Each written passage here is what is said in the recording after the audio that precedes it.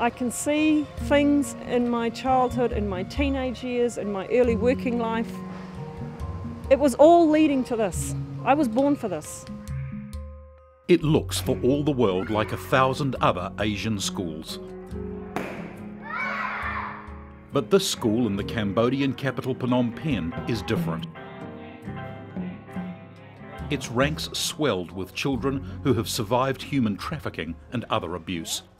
We have to focus on the ones that we have in our care. And I believe to the core of my being that one person can change a nation.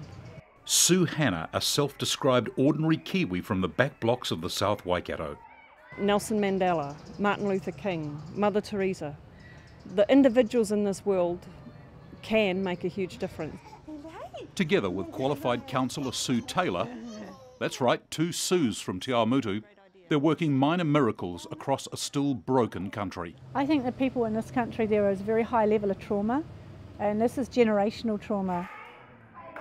Sue Hannah and Sue Taylor are frontline workers in the organisation known as Hagar, dedicated to assisting people in countries like Cambodia, especially those who've been the victims of trafficking and other abuse. To see these women on the streets of Phnom Penh is to witness a huge affection.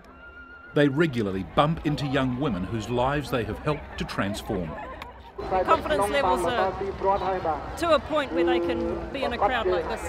It's about building resilience. Behind the smiling faces and restored lives, there's a very ragged edge to Hagar's work. Right, looks like there's a new case in Pusat. This girl's really seriously injured by the perpetrator, and it sounds like it's actually really urgent that we go now.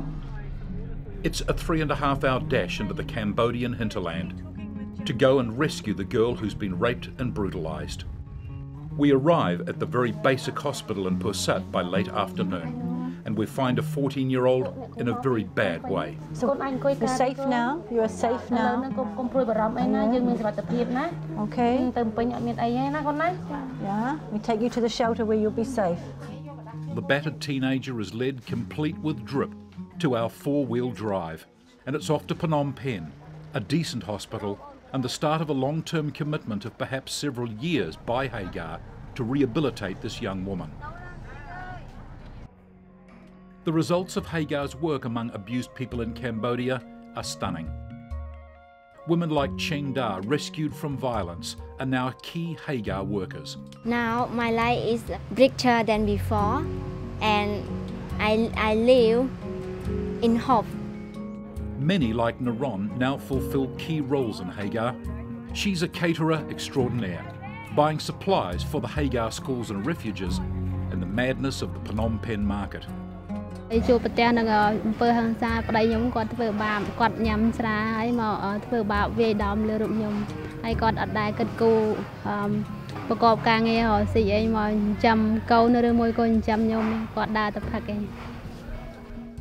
it's among the children where the most challenging work occurs. In particular, young mothers like this 13-year-old, sexually abused and now raising a child of her own. Sue Taylor's counselling sessions with this young woman are tough. So today we're going to tell a story about how you were raped by your neighbour. Many of the challenges the Sues face happen in almost an instant, as occurred at a recent Phnom Penh water festival. This very evening, as the 2 Kiwi aid workers relax and watch the fireworks, a tragedy is about to unfold that will take them even deeper into the needs of a fragile nation. Just 3 hours after we took these pictures, hundreds died in a stampede across a nearby bridge.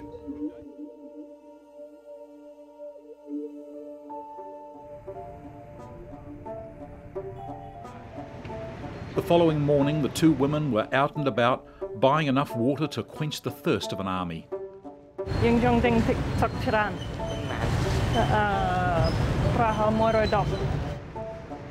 Then they headed for one of Phnom Penh's hospitals to help the injured.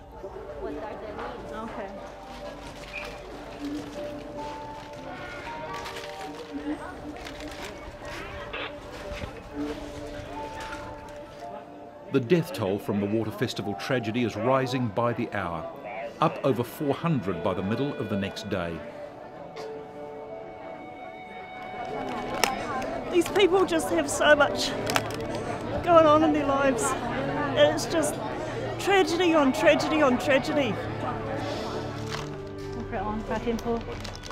They're mindful as they hand out bottled water that something this simple can be the difference between life and death for Cambodia's poor.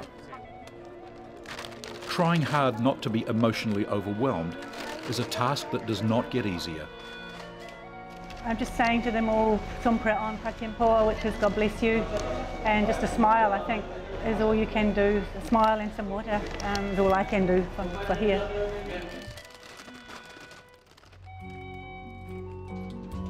Around every corner in the lives of these women is a huge challenge. Among the hundreds of people they care for are stories that take your breath away. In this one class, several children who are former victims of foreign and local pedophiles. Children who'll eventually be taken by Hagar to countries like the United States to testify against their tormentors. When your heart is just wrenched like this, the commitment is to just impact one life at a time. Each project and all donors. The life choice decision for Sue Hannah to live out the rest of her life in Cambodia is tied back to a defining moment. Sitting about 10 years ago at the bedside of a little Cambodian girl dying of AIDS after a miserably short life characterised by repeated abuse. Her body was gone, but she was still in her eyes. She didn't even have the strength to wipe the flies off her face.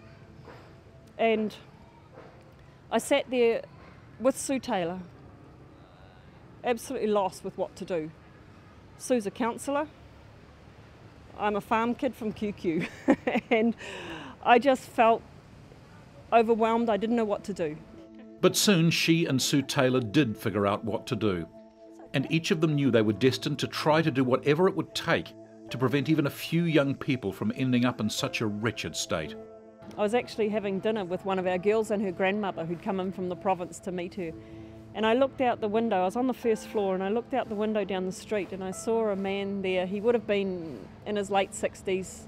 He was walking up the street with two young Cambodian girls in each arm. One was about 8, one was about 12.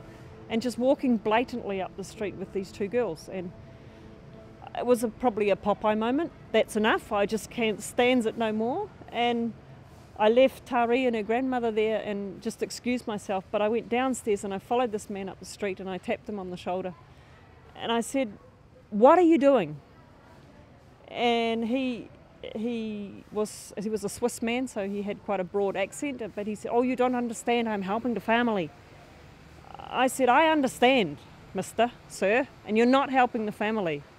And I said to him, "There are people who are walking the streets here and they are watching people like you, and you will be caught." A wasted conversation? Not for Sue Hannah, on this occasion at least. I went back to my restaurant and sat there feeling, well, that was a waste of time. But that was a Saturday night, and on the next Thursday, his photo was in the paper. And I just thought, that's one more and one less.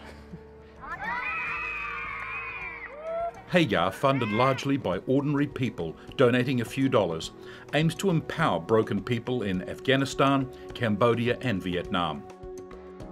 The Sues are just two of many selfless workers who empower women and children from devastating backgrounds of violence, abuse and trafficking to become strong, resilient and independent members of their community again. Through recovery shelters, education, vocational training and employment, they're enabling hundreds to take their lives back. I can't fix it all, but I can do something. And if I can make a difference for 10, 20, 50, 100 people, look what the ripple out of that will be. If those 10, 20, 50, 100 people make a difference for 10, 20, 50, 100 people, give it a generation or two and this country will be hugely different.